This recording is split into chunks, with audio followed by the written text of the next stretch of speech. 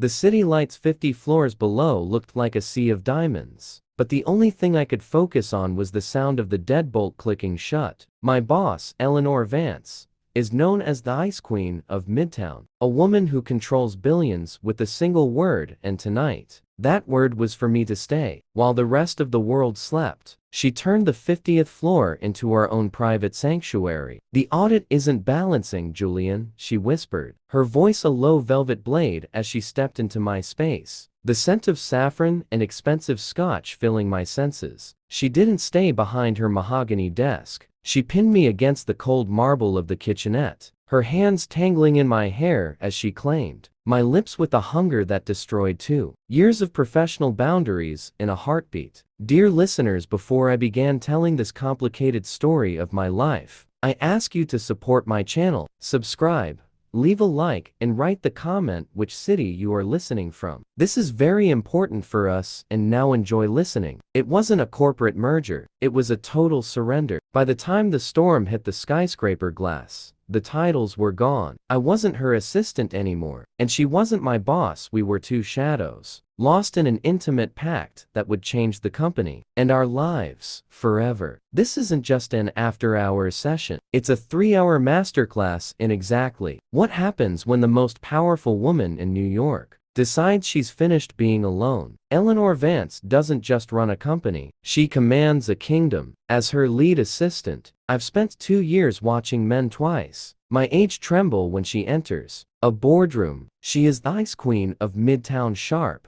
untouchable, and perpetually elegant in her charcoal silk suits. Tonight, the 50th floor is a graveyard of ambition. The lights in the cubicles are dark, the cleaning crews have long since vanished, and the only life left is behind the heavy mahogany doors of her corner office. "The audit isn't balancing, Julian," she said, her voice a low, melodic vibration that seemed to cut through the silence. She didn't look up from the ledger, her fountain pen scratching rhythmically. "I've checked the offshore accounts, Eleanor. The numbers are clean. The discrepancy isn't in the data." She finally set the pen down, the clink echoing like a gavel. She looked up, her dark eyes tracing the line of my jaw before settling on mine. "Then perhaps the discrepancy is in the room. You've been my right hand for 2 years, Julian. You know my secrets, my schedules, my coffee order, but you're still holding your breath when I walk by.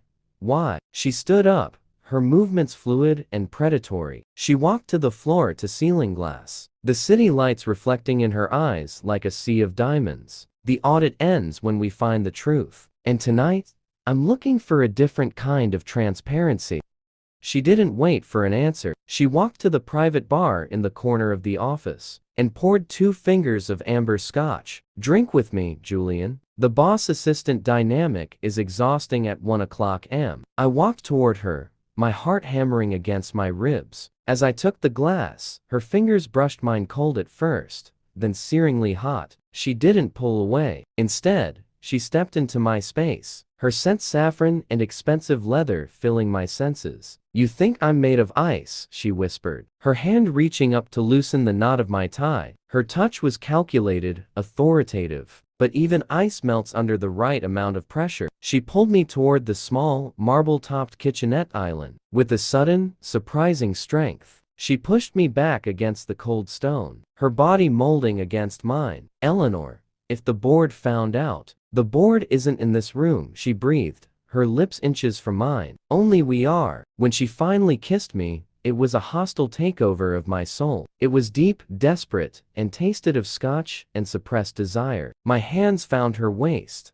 pulling her flush against me, the silk of her blouse sliding against my palms. She let out a soft, sharp gasp into my mouth, her fingers tangling in my hair, pulling me closer as if she wanted to merge our very shadows. The Ice Queen was gone. In her place was a woman who was starving for the one thing her billions couldn't buy, a moment where she didn't have to be in control. The tension that had been building for 2 years finally snapped. We moved from the kitchenette to the expansive leather sofa near the window. The city below was a blur of rain and light, but inside, the world was focused on the heat between us. Every touch felt like a revelation. The way her breath hitched when I kissed the column of her throat, The way her hands gripped my shoulders as if I were the only thing keeping her grounded. In the dark, the titles were stripped away. She wasn't the CEO, and I wasn't the assistant. We were just two people who had found a sanctuary, 500 feet above the pavement. By 3:30 am, the storm had passed. We sat together,